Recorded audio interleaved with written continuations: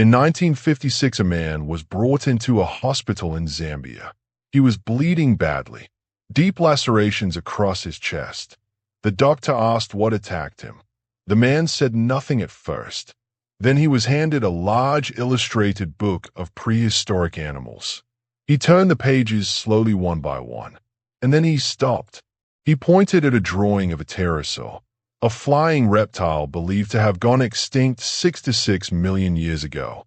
And he said, that is what attacked me. Nobody in that hospital laughed, because this was not the first time people in Central Africa had described the exact same creature. The creature is called the Kongamato.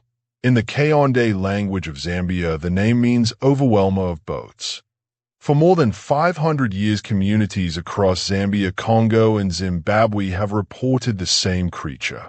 Large, leathery, reddish, no feathers, a long beak filled with teeth. Its wingspan is usually described between 1 and 2 meters. It hunts near rivers and swamps. It attacks fishermen. And in report after report across different regions and generations, the description never changes. Not a bird. Not a bat. Something older. In 1923, a British explorer named Frank Melland spent years documenting life in Zambia. He was skeptical by nature, trained to observe, not believe in monsters. But the Kongamato reports disturbed him. The stories were too specific, too consistent, too widespread. So he began collecting testimonies from different villages, rivers, and tribes. And then he tried something unusual. He showed witnesses scientific illustrations of prehistoric pterosaurs without telling them what the creatures were. Again and again, witnesses pointed to the same image.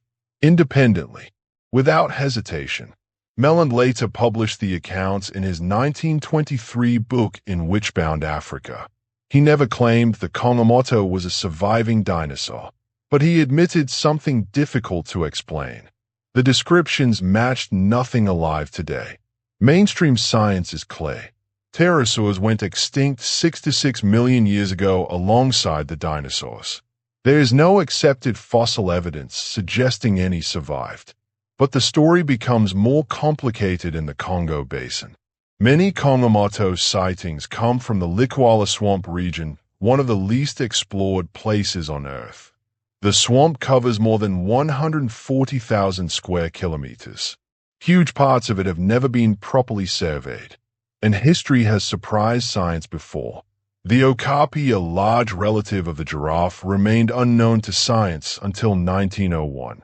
Then in 2010, researchers in Papua New Guinea reported sightings of a large reptilian flying creature near a river. Different continent, different culture, different language. Yet the description sounded disturbingly familiar. The most recent documented Kongamato sighting was reported in Zimbabwe in 2017.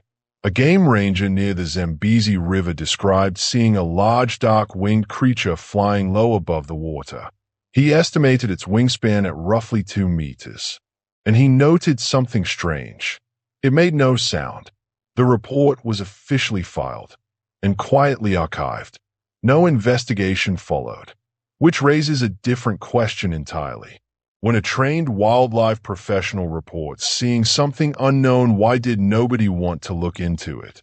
The Kongamato is not just a campfire legend. It has been described across multiple countries for centuries, by fishermen, villagers, explorers, and even trained officials. Is it a surviving prehistoric creature? Probably not. But is there something unknown living deep inside those swamps? The truth is, nobody has explored enough of them to say with certainty. And maybe that is the most unsettling part of all. So what do you think the Kongamato really is? A misidentified animal? A forgotten species? Or something science still cannot explain? Drop your theory in the comments.